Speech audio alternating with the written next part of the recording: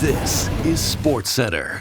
Hey everyone, I'm Jesse Pollock, and this is Digital Sportscentre presented by Montana's Barbecue and Bar. Speaking of Montana's, I will be at a Montana's restaurant with Marissa tomorrow, absolutely hammering some munch. That's for tomorrow's show though. Today, we're talking about the Habs, as their fans can finally breathe a sigh of relief. As with their win over Carolina, they're officially heading back to the postseason.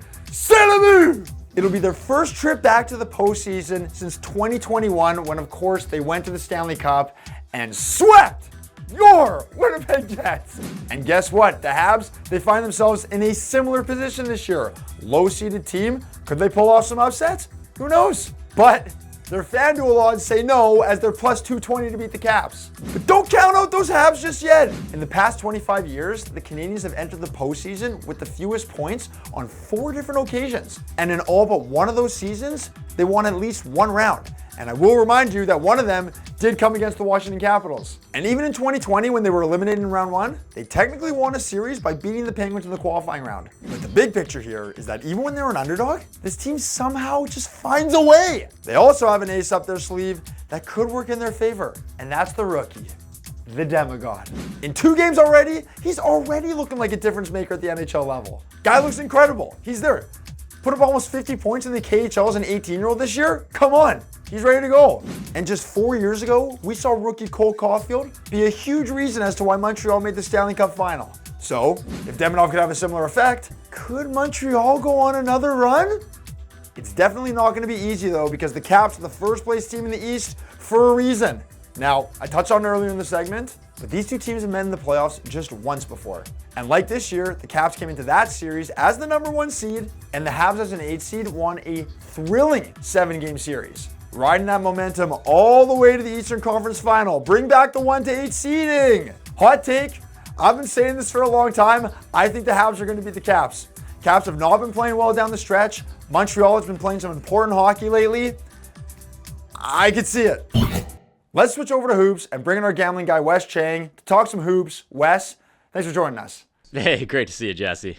Okay, Wes, 6 of our 8 matchups are officially set. What's your favorite series bet for round 1? I like the Nuggets and the Clippers to go over 5.5 games. Look, it's a long number. I get it. But this is a series where the favorite has flipped to the underdog. A lot of the betting public's moving towards the Clippers side. I think there's a scenario where either team can definitively win this series, but they're so evenly matched. I think the Clippers defense matches up very well with the Nuggets strengths. And then the Nuggets, they have the world's absolute best player, no questions asked. I just think of all 8 series you're going to see, this is the one that sets up most likely to go 7. Okay, we want to go big value hunting here. Give us something 3-1 or higher to jump on. I like Draymond Green to lead their series in total assists made. You saw it in the play-in game. Dre ended up with 10 dimes. He led his team in that win. In their 7 playoffs they've had since they won their first championship, he was the leading assist getter for the Warriors in 5 out of those 7 runs. You look at the other side, Houston, they now have Amen Thompson playing a little bit more. He's cannibalizing into Fred's assists. So very likely it could be someone from the Warriors side as opposed to the Rockets to lead this bet. And then if you think about the Houston Rockets defense, they're going to be all over Steph. They're going to be all over Jimmy. And I think Dre's going to have a critical role if they are to make it through. Wes Chang, a pleasure as always. Hey, thanks for having me. We're now joined by our racing guy, Tim Hraney. Tim, great to see ya. Hey, Jesse, thanks very much for having me. Really appreciate it. Okay, Tim, we're 4 races in, and we've already got 3 McLaren wins. Can you break down what the team dynamic is like when you potentially have 2 guys that can win the Drivers' Championship? Yeah, that's a great question. I mean, the teammate dynamic, that's always a big one because as a driver, selfishly, you have to think about yourself. You also have to think about the team, but at the same time, you don't necessarily have to think about your teammate, especially when you have equipment that is competitive. So in McLaren's case, their car, obviously the fastest so far this season, and we've seen drivers in the past with the same competitive equipment clashing with each other. The reason for that is simply because as a driver, you don't know how long your car is going to be competitive for. Could it be 1 season, 2 seasons, 3 seasons? So essentially, you have to win as much as you can in the short amount of time that you have, and that usually causes a lot of friction between teammates and within a team camp. And so that comes down to Andrea Stella,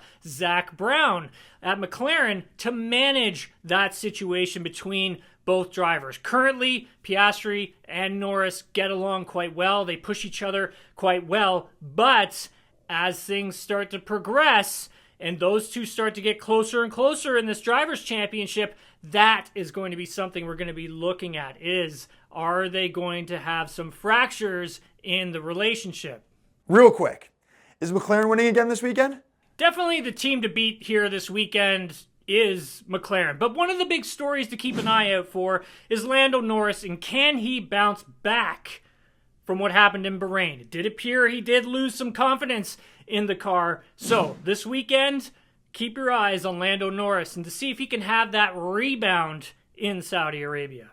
Tim Harani, a pleasure as always. All right, thanks very much for having me, Jesse. Really appreciate it. And thanks to producer Chris as well. You can watch the Saudi Arabian Grand Prix Sunday on TSN. Coverage begins 12:55 Eastern, 9:55 a.m. Pacific. Sticking with soccer, and what a massive night as the Northern Super League opened their inaugural season. And what a moment we had when Quinn scored the first ever goal in NSL history, as Vancouver went on to beat Calgary 1-0. While Quinn's prominently featured in today's NSL feature, as we chatted with several players in the league, and asked them what their dream jersey swap would be. Player that I'm most excited to jersey swap with. Tough. The question is, do I go for the nice jerseys or do I just go for like a friend? Just the flip from Vancouver. Sam Chang, who's playing for the Vancouver Rise. We were just playing together in Spain and we were just teammates in Denmark. So I think that'll be a good full circle moment for both of us. I have to say I'm like a very big Emma Reagan fan. I'm gonna say a friend, okay? And I'm gonna go Shayna Ashori on AFC Toronto. I want to do a jersey swap with Maya Jones. She's one of my really good friends. I don't think we've played against each other. We played together in college. So it'll be cool to have each other's jerseys and just rep each other because we're both super proud of each other.